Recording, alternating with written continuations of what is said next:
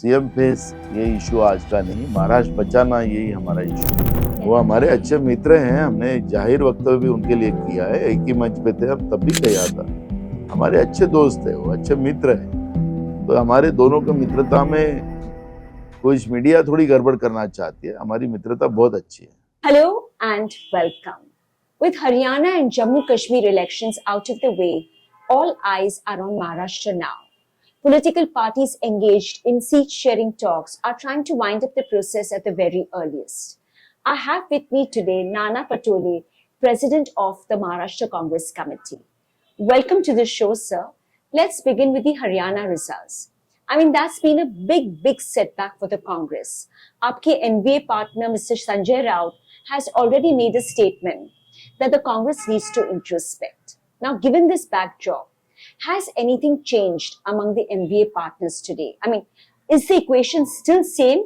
या post Haryana elections कुछ बदलाव आया है आपके इक्वेशंस में? देखो, कांग्रेस ऐसी पार्टी है कि इस पार्टी ने इस देश पे जनता के आशीर्वाद के भरोसे कई साल ये पार्टी सत्ता में रही, लेकिन ये पार्टी ने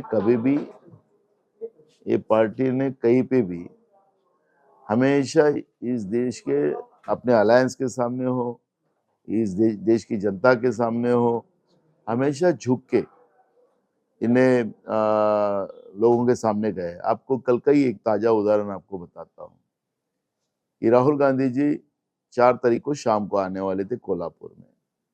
उनकी फ्लाइट की मिस्टेक की वजह से वो समय पे उनका आना नहीं हुआ, वो दूसरे दिन आए। लेकिन जब वो सभा के सामने गए, लोगों के सामने गए, तो पहले ही बोलते समय उन्होंने ये कहा कि मैं आप लोगों से मैं जाहिर माफी मांगता हूँ। तो ये शालीनता है, ये कि मैं बहुत बड़ा आदमी हूँ, मैं राहुल गांधी हूँ, ऐसा नहीं। ये कांग्रेस की परंपरा रही है। तो हमारे अलायंस को हम साथ में लेके चलना ये हमारा दायित्व है। हम छोटा और बड़ा नहीं, जो भी स्थिति हो, हमारा मकसद एक ही है कि जो महाराष्ट्र में जो बैठी हुई सत्ता में लोग जो है, जो महाराष्ट्र द्रोही है, शिव द्रोही है, महाराष्ट्र को गुजरात को बेचने का काम वो जो लोग कर रहे हैं, तो हमारा मकसद एक ही है कांग्रेस का कि महाराष्ट्र को बचाना, महाराष्ट्र की जो परंपरा है शाहू फुले अम्बेडकर की, वो उसको बचाना, ये हमारा महाराष्ट्र का और विशेष करके कांग्रेस का दायित्व है। और उसी आधार पर कांग्रेस अलायंस में भी बात करती है। बीच में ऐसे मीडिया रिपोर्ट्स थे कि आपके और संजय राउत के बीच में कुछ अनबन हो गई थी नेगोशिएशंस को लेकर। वो हमारे अच्छे मित्र हैं, हमने जाहिर वक्तव्य भी उनके लिए किया है, एक ही मंच पे थे हम, तब भी कहा था। हमारे अच्छे दोस्त है, वो अच्छे मित्र है, तो हमारे दोनों की मित्रता में कुछ मीडिया थोड़ी गड़बड़ करना चाहती है, हमारी मित्रता बहुत अच्छी है। Coming to the chief ministerial phase, now Sanjay Raut has already made a statement कि उद्धव ठाकरे का नाम डिक्लेयर करना चाहिए. On the other hand, बाला साहब थोराट आपके पार्टी के जो लीडर हैं, उन्होंने कहा है कि सीएम तो कांग्रेस का होना चाहिए. तो एमवीए पार्टनर्स में इस विषय पे कुछ सहमति बनी है क्या? आपने देखा होगा कि ये सब बातें पुरानी हुई है, शुरुआत की बात है, और अभी हम लोगों ने मानस बना लिया है कि हम महाविकास आघाड़ी करके ही सामने जाएंगे। तो इसलिए सीएम फेस ये इशू आज का नहीं, महाराष्ट्र बचाना यही हमारा इशू है। हम लोकतांत्रिक व्यवस्था को मानने वाले लोग हैं, हम नरेंद्र मोदी और बीजेपी की तरह नहीं है। अभी आपने देखा होगा कि फिलहाल हाल ही में पार्लियामेंट के चुनाव हुए, तो बीजेपी के इसमें सांसदीय मीटिंग नहीं हुआ, उनका लीडर चुना नहीं गया, और नरेंद्र मोदी ने अपने अलायंस को बुलाया और तुरंत अपने आप को राष्ट्रपति महोदय जी के पास गए और अपने आप को प्रधानमंत्री घोषित कर लिए। तो वो संवैधानिक व्यवस्था और लोकतांत्रिक व्यवस्था को नहीं मानने वाली वो बीजेपी पार्टी है। इन हमारा मकसद है कि हमारे एमएलए के माध्यम से जो भी हमारा नेता डिसाइड होगा उसी को आगे मुख्यमंत्री बनाने का काम किया जाएगा। ये लोकतांत्रिक व्यवस्था है और उसी आधार पे कांग्रेस और हमारा गठबंधन काम करेगा। सर, बीच में Aditya Thackeray had made a statement at an event that आप लोग किसको भी चीफ मिनिस्टर बनाइए पर उसका नाम पहले डिक्लेयर कर दो before the election, you get into the election mode. देखो, जो भी डिसाइड करेंगे उद्धव जी करेंगे, शरद पवार जी करेंगे, हमारे नेता राहुल जी करेंगे, खड़गे जी करेंगे। तो अब ये बात अब नीचे में नहीं है, नाना पटोले क्या बोला उस पे नहीं जाएगी, अब वो ऊपर के लेवल पे होगी। तो आदित्य ने क्या बोला उसको ज्यादा सीरियस मत लो। लोगों में गुस्सा था, एक आक्रोश था against the BJP for splitting the Shiv Sena and Sharad Pawar NCP. अब वो गुस्सा लोकसभा इलेक्शंस में बाहर आ चुका है। Will that anger still play out in the Vidhan Sabha elections? आपके क्या मुद्दे रहेंगे इस इलेक्शन में, क्या मुद्दे रहेंगे? जो डैमेजेस ये सरकार ने किया है, नरेंद्र मोदी जी ने किया है, बीजेपी ने किया है, वो तो डैमेज उनको भुगतना ही पड़ेगा। लोगों में तो ये मानसिकता है कि गलती से हमने पहली बार बीजेपी को 105 एमएलए चुन के दिया है, और ये 105 एमएलए के भरोसे इनने महाराष्ट्र की जो परंपराएं थी, जो सामाजिक और राजकीय, उस सब परिसीमा को इन लोगों ने तोड़ दिया है। आपने देखा होगा कि इनके पास अगर 105 एमएलए नहीं होते तो इनकी कभी मजाल भी नहीं होती कि वो एनसीपी और शिवसेना को तोड़ सके, और ज्यादा एमएलए होने की वजह से थोड़ा जोड़ तोड़ का मंत्र कर कर एक असंवैधानिक सरकार महाराष्ट्र में स्थापित करने को इनको यश आया। तो मुझे लगता है कि लोगों को ये गुस्सा तो है ही। अब इसलिए मैंने जब ये कहा कि महाराष्ट्र में बीजेपी को तो पतन होना ही है, और उनके साथ जो गए हैं उनका भी पतन तय है, और रिजल्ट में आपको देखने मिलेगा। Is Adani going to be an important issue in this election? Yes, तो ये एक मुद्दा रहेगा, इंपॉर्टेंट मुद्दा है यस, इलेक्शंस में। Are you going to the yes, yes, exactly. क्योंकि हम हमारी महाराष्ट्र की प्रॉपर्टी, यहाँ के जनता की प्रॉपर्टी बेचने का हमें किसी ने अधिकार नहीं दिया है। लेकिन राज्य में जो सरकार बैठी है, असंवैधानिक सरकार जो है एकनाथ शिंदे की और बीजेपी प्रणीत सरकार जो है, वो सरकार ने ये मानस बना लिया कि हम ही मालक हैं, और हम जो करेंगे वो सब सही रहेगा। ये सोच आज की सरकार की है, लेकिन हमारी सोच है कि हम 5 साल के ट्रस्टी है, हम जनता के नौकर हैं, और जनता के एक एक पैसे का हिसाब हमारे राज्य की जनता को हमें देना है। और इसलिए इस तरह की जो प्रॉपर्टियां एक बड़े उद्योगपति को, अदानी को देकर जिस तरह से सरकार जो महाराष्ट्र की बुरी हालत बना रही है, उसको बचाना हमारा दायित्व जाता है।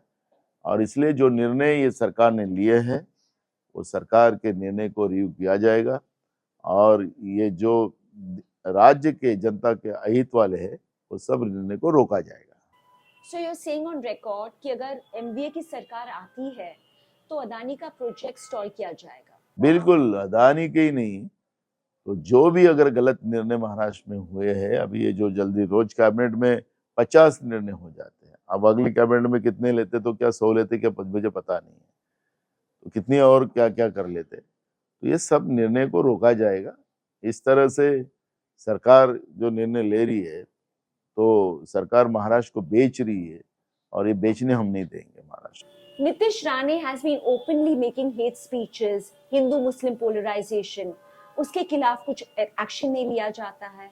How does the Congress propose to counter this?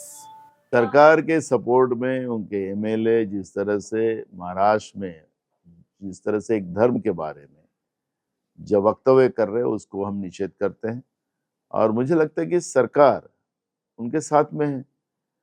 Maharashtra तो ये नहीं, मैंने कहा कि महाराष्ट्र शौफुल अम्बेडकर का महाराष्ट्र है, महाराष्ट्र छत्रपति शिवाजी महाराज का महाराष्ट्र है। जो छत्रपति शिवाजी महाराज के फौज में भी मुस्लिम लोग थे, वो उनके सरदार थे। यहाँ धर्म के आधार पर महाराष्ट्र को तोड़ने का काम और चुनाव हारने के डर से जिस तरह से बीजेपी जो पाप कर रही है, मैं पाप शब्द इसलिए कह रहा हूँ, ये पाप है। अगर इंसान को इंसान से लड़ाया जाए तो इससे बड़ा कोई पाप नहीं होता, कोई भी धर्म हो, क्योंकि हमारा संविधान यही कहता है, समता का हमें संदेश दिया है।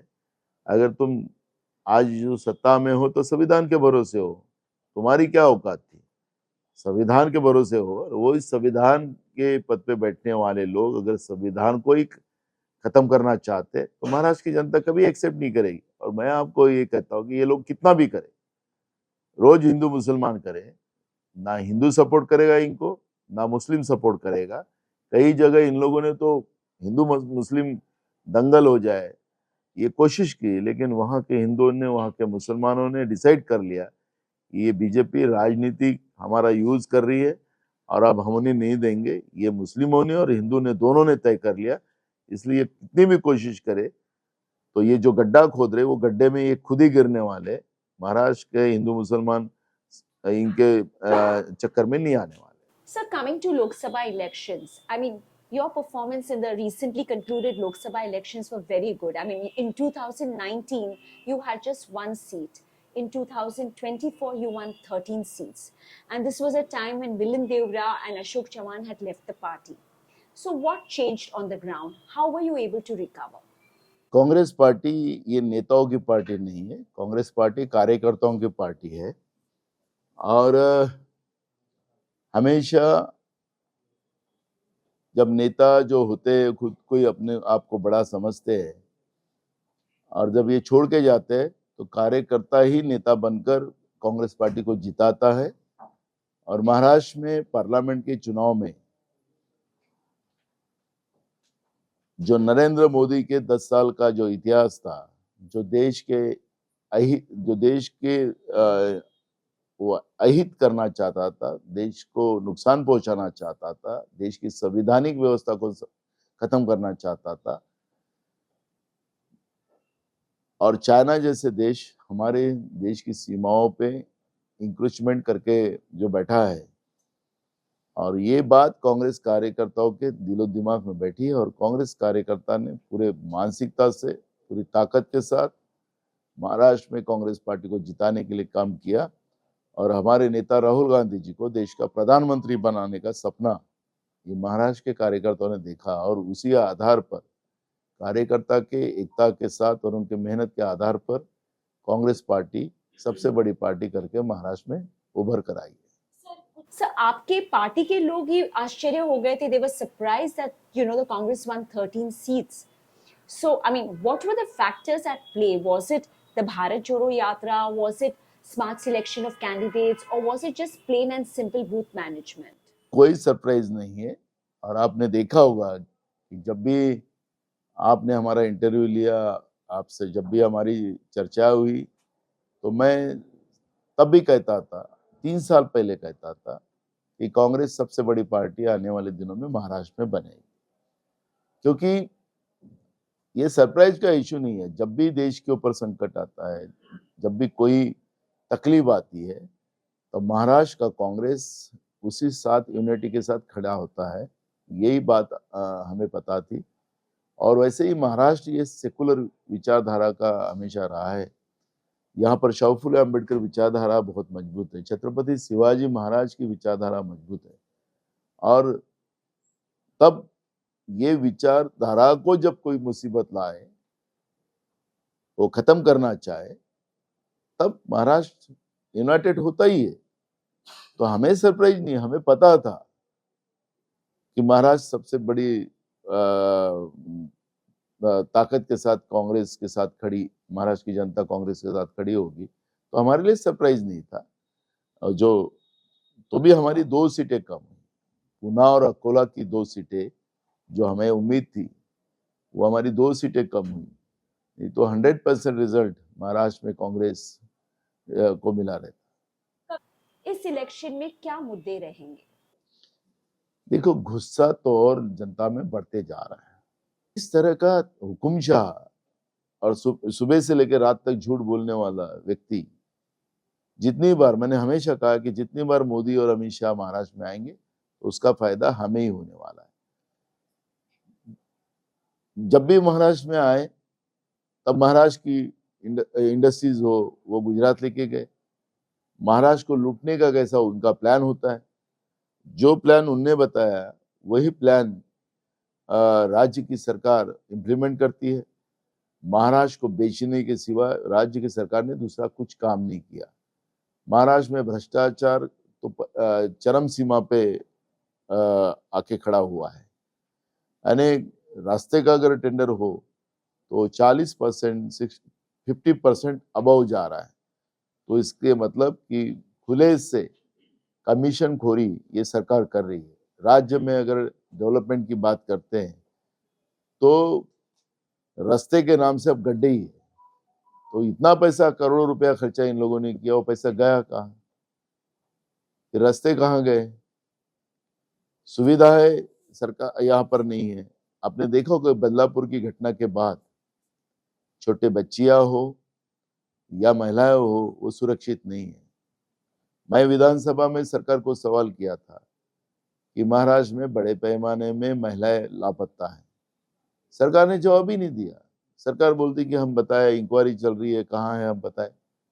अब हमने पूछा कि महाराष्ट्र में एक साल में 64,000 महिलाएं लापता है। सरकार जवाब देने को तैयार नहीं। स्कूल में जाने वाली बच्चियां सुरक्षित नहीं है। जो स्कूलें है वो आरएसएस और बीजेपी की है, जहां पर ये घटनाएं हो रही है। वहां पर आपने देखा होगा बदलापुर घटना में अक्षय सिंधे का इनकाउंटर के बाद उसके पिताजी अक्षय सिंधे के ये कहते हैं कि असली गुनहगारों को छुपाने के लिए, उनको बचाने के लिए उनके बेटा जो अक्षय सिंधे था उसको इनकाउंटर इन लोगों ने किया। केतन तिरोडकर नाम के जो व्यक्ति ने हाई कोर्ट में जो याचिका डाली है, उसमें वो जो स्कूल है जहां पर ये अक्षय सिंधे था वो टेम्पररी लगाया गया था। वहां पर बच्चियों के ऊपर ब्लू फिल्म बनाई जाती है, उनके पार्ट बेचे जाते हैं। इस तरह की माहिती उनके पास मिली है और उसने हाई कोर्ट में जनहित याचिका डाली है। और वो जो गुनहगार थे, जो स्कूल की ट्रस्टी थे, वो कई महीने बेपत्ता रहे, लापता रहे। जब कोर्ट ने, माननीय न्यायालय हाईकोर्ट ने जब इनको फटकार लगाई, तब उनको लोगों को पकड़ा गया। तो मेरा ये मतलब है कि ये घटना बदलापुर की एक नहीं हुई। उसके बाद पुणे की अभी लेटेस्ट परसों की जो घटना थी, बस ड्राइवर वो हमारे बच्चियां जो स्कूल में लेके जाते हैं उनके ऊपर अत्याचार कर रहे हैं। तो महाराष्ट्र में करप्शन और अत्याचार, ये दो चीजें जो है वो अपनी सीमाएं पार कर चुके हैं।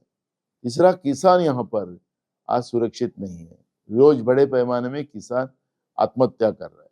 महाराष्ट्र 100% पूरा दुष्काल स्थिति महाराष्ट्र में है। अभी तक किसानों को कोई भी मदद नहीं की गई। ज्यादा बारिश से पूरे फसलें तबाह हो चुकी है।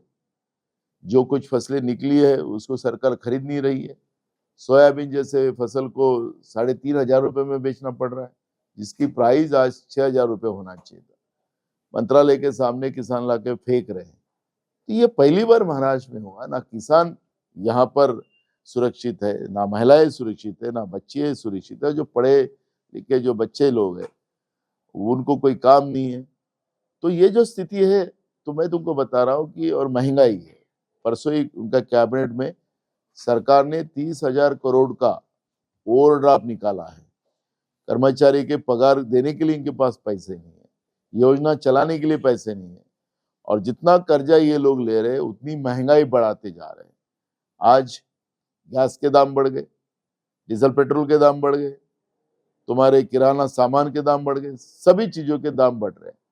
तो ये सरकार के बारे में लोगों में इतना गुस्सा है। सिर्फ चुनाव का डिक्लेरेशन हो और डिक्लेरेशन के बाद इनको जनता महाराष्ट्र की कैसी सबक सिखाती है वो आपको देखने मिलेगा।